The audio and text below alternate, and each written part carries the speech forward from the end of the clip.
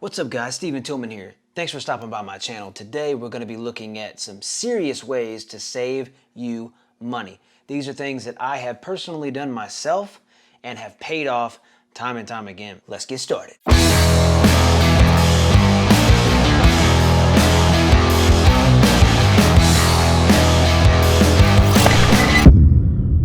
Welcome back guys. Today we're going to be diving into the brand new R6. Now this thing has come with the package I got has come with a 24 to 105 f4. I didn't get a variable lens, which would have been a little bit cheaper, but the reason I didn't is because if I have a variable lens, that takes away control. So when I zoom in, then it goes to, 5.6, 7.8, whatever it is. Like this variable lens right here for my Canon 90D that I'm filming on right here, it goes 18 to 135 and its variable is 3.5 to 5.6. It has in-body stabilization, but when I'm really in low light situations, I need those extra f-stops to be able to, for one, make my shutter speed a little higher so that I won't have any shake, because that's what low light is good for, to make it where you have to bump your shutter speed down a little bit to let in a little more light, and then you end up getting a little bit of shake, and you've done the event, and now you have to explain to your client what happened. So today we're gonna be talking about ways around buying expensive RF lenses. They can get up to, let's look here. I'll just show you so you can understand my frustration. Because even though my company makes money, I don't like spending $2,000 to $3,000 on a stinking lens. I know it's good, L series, expensive, nice, crisp, clean glass. Canon is proud of their products, but man, I can't pull myself to buying a $2,300, $2,500 lens for doing wide angles or for going portrait. It's about the same price. So how do we get around that? I have a couple of ways. I'm gonna show you what I bought for myself. If you already shoot Canon, you can buy this thing that is only $99. A link will be in the description, but I personally bought this for myself right here. Look at that. This is an adapter, and what it does, it goes from the EF lens that if you have Canon already, you already own, and it takes it to the mount of the R6, R5, EOS R, and it makes it where it can be converted and you can still use the same lenses you already own and not have to purchase new ones. Yes, Canon has come out with some amazing RF lenses, but it does not merit me spending $2,500. So $100 for me is a no-brainer. So that immediately saves me money right there without having to spend a whole lot of extra. So then I have this that I bought off of Amazon. I'll link it down below, and it's a 2-lens creator kit set. In all of my real estate stuff, I'm actually using it right here on the 90D. I use this lens right here that goes from 10mm to 18mm. Even has an image stabilization on it. And so with the crop sensor that I have on the 90D, it puts it to about 18mm, 17mm, whatever it is, you do the math. And then I have a 50mm. This is a 1.8 lens. This little guy right here is the perfect portrait lens. So I just bought a new camera, but I already had these lenses that I bought for UC under $400, $359. And then I spent $100 on this adapter so that I can still use the lenses I already have. I'm all about saving money. So if I can get a great camera with amazing potential in photo and video, and then get have the wide angle lens and a portrait lens and not need to buy anything more right now except for $100 on an adapter, I'm all about that. I figured you probably would be too. Don't fall in the trap that you have to buy the newest, the best, and the most expensive lens to get a good quality image or video. I like this lens. It's an L series lens, but it's not really a portrait lens. Can it? Yes, check out the video right here. You'll see my depth of field little test that I did to see if this f4 can get portrait style lenses. Yes, but if I really want a low light inside type deal, this lens right here is a 1.8. That is amazing low light capabilities.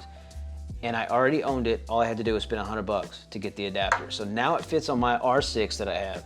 And now I could comfortably go into a low light setting, slap it on there, put that on there, boom. And you see how thick it is. I'll take the little cap off. So that's actually how thick it is. So it adds to the body right here. Let me put it on. Take it, and something cool about the R6 too. Every time you have this off, it shuts off, that little curtain comes down. It's really cool. Snap that on there. Snap that on there. Boom.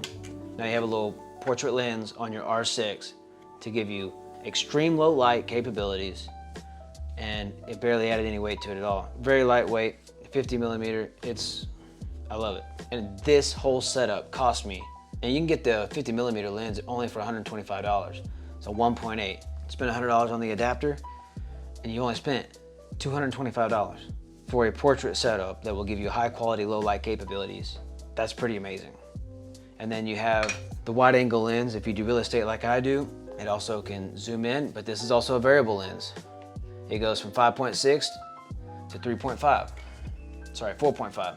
So in this little setup, if you get it all together, you're spending $459, which is a fraction of what those RF lenses were going for. That to me is worth. And the thing I like about the adapter, it does like this one that goes to 135.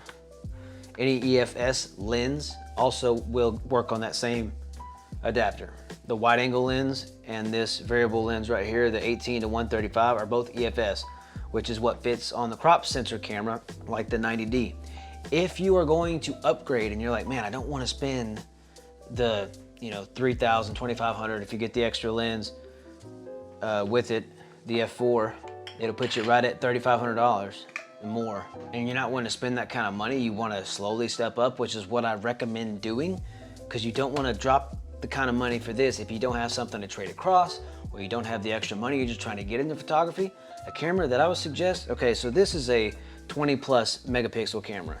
The sensor in it is the same as the 1DX Mark III, but something that I use for all my real estate stuff and all my YouTube videos, so if you even like remotely what they look like a little bit, and I'm not even pushing it to the extreme, this camera right here is the EOS 90D. It is a 30 plus megapixel camera. So it's over 10 compared to the R6. So I would highly recommend, I think it was about $1,700. Let me look it up real quick for you. Okay, the 90D right here is $1,429, and you get all this extra crap. I always get extra crap, because look, let's see what the extra lens is with this kit right here. 18 to 35. Get some extra batteries, some lenses, some cards. They always like to throw in a bunch of stuff. But get you a bunch of stuff with extra and pay the same money for extra stuff. I do that every time I purchase something off Amazon, or if they have it on Adorama or whatever, I purchase from Adorama and trade with Adorama because they always do me right. To answer a comment on my last video, someone asked, hey, who do I contact to get a hold of a Canon guy? So I'm gonna give you the number and extension of the person that I reached out to at Canon that helped me. They took off a lot of sales tax.